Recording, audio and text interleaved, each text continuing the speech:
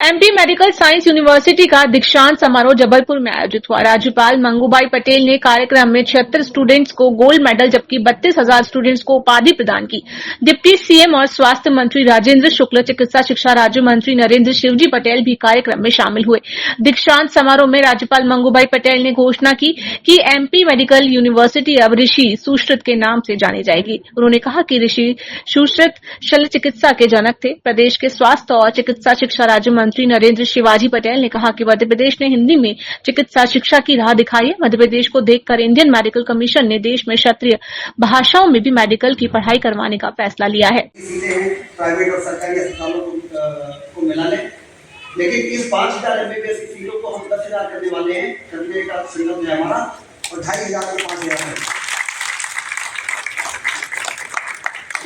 हम महामहिम के आभारी हैं कि उन्होंने चिकित्सा के क्षेत्र में बहुत पुरातन से जिनका बहुत बड़ा नाम रहा है उनके नाम से मेडिकल यूनिवर्सिटी का नामकरण किया है, जो कि बच्चों को प्रेरणा देगा, आने वाली पीढ़ी को उनके योगदान के बारे में हमेशा स्मरण दिलाता रहेगा।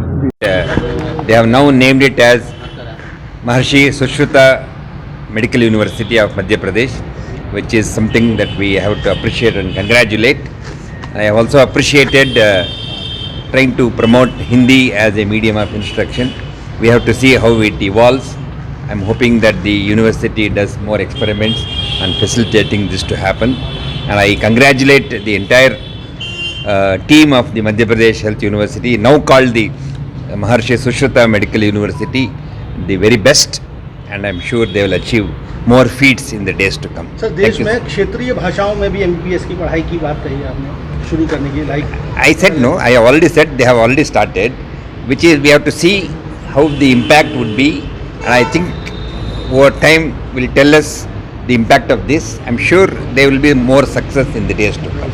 सर, बड़े अस्पतालों में किस तरह से पीजी की सीट्स बढ़ाई जा सकती हैं? MBBS I have said that small hospitals, government hospitals, they should use and start PG education, and more PG opportunities should be given. This is very important. I have also said that. And across Madhya Pradesh, many districts, government hospitals are there. Medical colleges can come there also. But to begin with, if you start PG education, start with in small hospitals. It is faster way to grow into a bigger institution, and also undergraduate courses can come up once the buildings etc. all come up. That's कहीं ये प्रयोग चल रहा है क्या देश में? Sir, such kind of we have this year we have made this provision possible, and more opportunities are being created. And one advantage is the specialists who are there in the hospitals can start teaching postgraduates. That provision also we have given. Sir, Thank you. All the best. thank you very much. देश की सबसे बड़ी और सेना को सबसे ज्यादा गोला बारूद सप्लाई करने वाली जबलपुर की आयुध निर्माणी खमरिया के अधिकारी कर्मचारियों की छुट्टियां रद्द कर दी गई हैं। प्रबंधन का कहना है कि उत्पादन को लेकर टारगेट बहुत मिला है। जबलपुर की आयुध निर्माणी खमरिया जल, थल और वायु सेना के लिए सबसे ज्यादा और कई महत्वपूर्ण सैन्य सामग्रियों का उत्पादन करती है। ऑर्डिनेंस फैक्ट्री खमरिया में 4,500 से ज्यादा कर्मचारी पदस्थ हैं।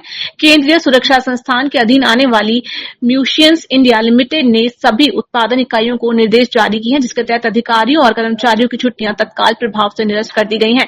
बहुत ज्यादा जरूरत पड़ने पर सिर्फ 2 दिन की छुट्टी दिए जाने का निर्णय लिया गया है। गौरतलब है कि पहलगांव में आतंकी हमले के बाद गोला बारूद निर्माण में लगी इकाइयों को हाई अलर्ट पर रखा गया है। जबलपुर की आयुध निर्माणी खमरिया में भी अलर्ट है। आयुध निर्माणी खमरिया में एक आदेश किया गया जिसके तहत कर्मचारियों की जो छुट्टी है वो रद्द कर दी गई, कैंसिल कर दी गई। निश्चित तौर पर इस प्रकार का आदेश होने से एक माहौल निर्माणी के अंदर निर्मित हुआ, लेकिन इसमें अधिक पैनिक होने की आवश्यकता नहीं है। हमने जब इस विषय पर प्रशासन से बात की तो प्रशासन द्वारा हमें ये जानकारी प्राप्त हुई है कि उत्पादन की अधिकता को देखते हुए और छुट्टी कैंसिल कर दिया गया है। और ये तो निश्चित तौर पर है ही कि कभी भी चूँकि हम एमुनेशन फैक्ट्री में काम करते हैं और कभी भी एमुनेशन की आवश्यकता पड़ सकती है, इसीलिए चूँकि इस बार हमारे पास उत्पादन लक्ष्य भी अधिक है, इसी के मद्देनज़र जो आज छुट्टियां हैं वो कैंसिल कर दी गई है। इसमें ज़्यादा सभी कर्मचारी जो भी भयभीत हैं, ये भयभीत होने की आवश्यकता नहीं है। और जो भी सूचनाएं होगी उन्हें आगे सूचित कर दिया जाएगा। अर्नब दास गुप्ता, संगठन मंत्री, all India defence employees federation. 27 अप्रैल को मझगवा थाना के एक गांव में रहने वाली 4 साल की बच्ची का अपहरण कर रेप करने वाले आरोपी को पुलिस ने गिरफ्तार कर लिया है। आरोपी का नाम कमलेश लोधी उर्फ करिया है, जो कि गांव का ही रहने वाला है। घटना वाले दिन बच्ची को अकेला देखकर शादी में साथ ले जाने के बहाने गांव के बाहर ले गया और रेप करने के बाद वापस उसे किराना दुकान के पास छोड़कर फरार हो गया। घटना के बाद से ही बच्ची सहमी हुई थी। शुक्रवार की देर रात पुलिस ने आरोपी को गिरफ्तार किया, जिसे कि शनिवार को कोर्ट में पेश करने के बाद जेल भेज दिया है। जबलपुर में लॉ स्टूडेंट एसोसिएशन पदाधिकारी एवं सदस्यों ने कुलपति को शैक्षणिक कैलेंडर याद दिलाने कैलेंडर और घड़ी सौंपकर सांकेतिक विरोध दर्ज कराया। लॉ स्टूडेंट्स एसोसिएशन के अध्यक्ष अंकुश चौधरी के नेतृत्व में रानी दुर्गावती यूनिवर्सिटी में स्टूडेंट्स ने प्रदर्शन किया। दरअसल एलएलबी के 5वें, दूसरे और पहले सेमेस्टर की परीक्षा के परिणाम घोषित न करने के कारण स्टूडेंट्स परेशान हो रहे हैं। जल्द से जल्द रिजल्ट जारी करने की मांग लॉ स्टूडेंट्स एसोसिएशन ने कुलपति से की है। स्टूडेंट्स ने बताया कि एलएलबी के 4 महीने पहले ली गई परीक्षा के रिजल्ट अब तक घोषित नहीं किए गए हैं। हाँ, लॉ के कुछ छात्र आए थे। उनका मानना था कि 3rd, 5th और 1st सेमेस्टर के कुछ रिजल्ट्स नहीं घोषित हो पाए हैं, तो उसके संदर्भ में आज अभी बैठक करता हूं और पता कर लेते हैं कि क्या स्थिति है। शाम तक या कल तक आपको बच्चों को पता चल जाएगा कि क्या विलंब का क्या कारण है। दूसरा, वो कह रहे थे कि कर्मचारी वगैरह समय से, तो उस पर भी हम कार्रवाई करेंगे। अगर ऐसी कोई बात है विलंब से आने की या देर तक ना आने की, उस पर भी कार्रवाई की। सर, कैलेंडर और घड़ी जब तक हाँ, घड़ी और कैलेंडर दिया है बच्चों ने अपने सांकेतिक रूप में। चलिए ठीक है, हम उसका पालन भी करेंगे। मेरा नाम विवेक मिश्र, DSW।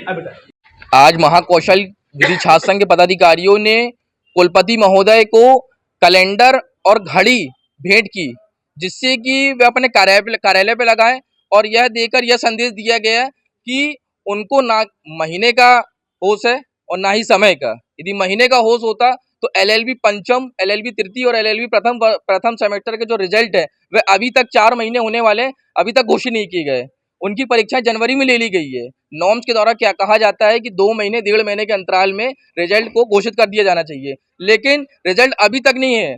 बाहर से दूर से छात्र छात्राएं यहाँ पर आकर धूप पे परेशान हो रहे हैं। कुलपति जी अपने एसी वाले रूम में बैठकर सिर्फ आते हैं और चले जाते हैं। मैं पूछना चाहता हूं कुलपति जी महोदय से, आप क्या निरीक्षण करते हैं? पूरे विश्वविद्यालय में जितने भी कर्मचारी हैं वह सुबह 10 बजे का टाइमिंग है, 11-12 बजे अपने मनमानी समय से आते हैं। आप क्या निरीक्षण कर रहे हैं? उनको घड़ी भी इसलिए दिए हैं कि समय उस घड़ी पर देखें और कर्मचारियों पर कार्रवाई करें, और यदि अगर यह भी नहीं कर पाते हैं तो अपने पद से इस्तीफा दें और विश्वविद्यालय की चाबी मध्य प्रदेश के राज्यपाल को सौंपे और वह विश्वविद्यालय चलाएंगे। पिछले दिनों से जारी सूरज के गर्म तेवर आज हुई जोरदार बारिश के कारण ठंडे नजर आए। दोपहर के समय लगभग 1 घंटे तक एकाएक हुई जोरदार बारिश के कारण लोग बारिश से बचने के लिए आसरा ढूंढते नजर आए। इस बारिश के साथ ओले गिरने से माहौल में ठंडक घुल गई। बारिश के उमस का भी वातावरण बना, जिससे आम जन परेशान हुए। सांप्रदायिकता के बजाय देश की सुरक्षा के लिए धर्मनिरपेक्षता जरूरी है। इस संदेश के साथ कांग्रेस पदाधिकारी और कार्यकर्ताओं ने 1 दिवसीय उपवास रखा। संविधान की प्रति हाथ में लेकर कांग्रेस कार्यकर्ता टाउन हॉल में प्रदर्शन स्थल। देखिए, वर्तमान समय में देश की सबसे बड़ी और सबसे खतरनाक अगर समस्या है तो वह है सांप्रदायिकता। इस देश की आजादी के बाद से ये हमारा संविधान सामने है। ये बोलता है कि हम भारत के लोग भारत को एक संपन्न समाजवादी धर्मनिरपेक्ष अर्थात पंथ निरपेक्ष राज्य बनाने के लिए तथा उसके समस्त नागरिकों को। तो साफ तौर पे हमारे जब इस देश का नवनिर्माण हुआ, आजादी में जब हमको प्राप्त हुई, तो ये देश किस रास्ते पर चलेगा ये हमको संविधान ने बताया। संविधान ने बताया ये देश अगर चलेगा तो धर्मनिरपेक्षता के आधार पर चलेगा, और ये देश अगर मजबूत होगा, आगे प्रगति करेगा तो धर्मनिरपेक्षता के आधार पर करेगा। इस देश में अगर सुरक्षा का भाव रहेगा तो धर्मनिरपेक्षता के भाव के चलते होगा। मगर जिस तरीके से वर्तमान समय में जो सांप्रदायिकता का जहर घोला जा रहा है, उस सांप्रदायिकता के चलते जिस तरीके से देश की प्रगति पर खतरा है, जिस तरीके से असुरक्षा का भाव इस हिंदुस्तान के जनमानस में भाव कर रहा है, जिस तरीके से छोटे छोटे बच्चों के मन में सांप्रदायिकता का जहर घोला जा रहा है, ये इस देश के लिए खतरा है। और ये कांग्रेस पार्टी की जवाबदारी बनती है, जिसने इस देश को आजाद कराया, कि संविधान के रास्ते चलते हैं। हम उस जो मूल समस्या इस देश में पैदा की जा रही है उसको समाप्त करें, सांप्रदायिकता के भाव को समाप्त करने, लोगों के मन मस्तिष्क में धर्मनिरपेक्षता का भाव निर्मित करने के लिए आज हम लोगों ने यहाँ पर 1 दिवसीय उपवास पर बैठे हैं। हैं और जबलपुर की इस धरती से महात्मा गांधी के समक्ष हम एक संदेश देना चाहते हैं देश को कि अगर ये देश प्रगति करेगा तो धर्मनिरपेक्षता के रास्ते पर करेगा, इस देश में अगर सुरक्षा रहेगी तो धर्मनिरपेक्षता के रास्ते पर रहेगी, तो सांप्रदायिकता का भाव अपने मन से अलग करके धर्मनिरपेक्षता के रास्ते को अपनाए। निश्चित ही कांग्रेस का ये प्रयास देखनी है, किंतु आपको ऐसा नहीं लगता है कि अभी इसमें और ज्यादा आप लोगों को और ज्यादा प्रयास करने की आवश्यकता है, क्योंकि जिस तरीके से पक्ष का प्रभुत्व है, देखिए क्या विपक्ष देखिए ये पक्ष और विपक्ष की बात नहीं है, ये बात है देश की। देश किस रास्ते चल के प्रगति करेगा? क्या सांप्रदायिक सोच के आधार पे ये देश तरक्की कर सकता है कि धर्मनिरपेक्षता की सोच के आधार पे कर सकता है? कांग्रेस पार्टी ने इस बात को महसूस करा है। इस देश में तरक्की, खुशहाली, हरियाली रही है जब इस देश में धर्मनिरपेक्षता का भाव सर चढ़ के बोला है। लेकिन जिस तरीके से सांप्रदायिकता का भाव डाला जा रहा है, ये देश दिन प्रतिदिन नीचे उतरता जा रहा है। तो साफ तौर पे इस देश के मन मस्तिष्क में जो सामुदायिक जहर घोला गया है उसको समाप्त करने के लिए, धर्मनिरपेक्षता का भाव पैदा करने के लिए और पुनः जागृत करने के लिए हमारा ये एक दिवसीय उपवास यहाँ पर रखा है।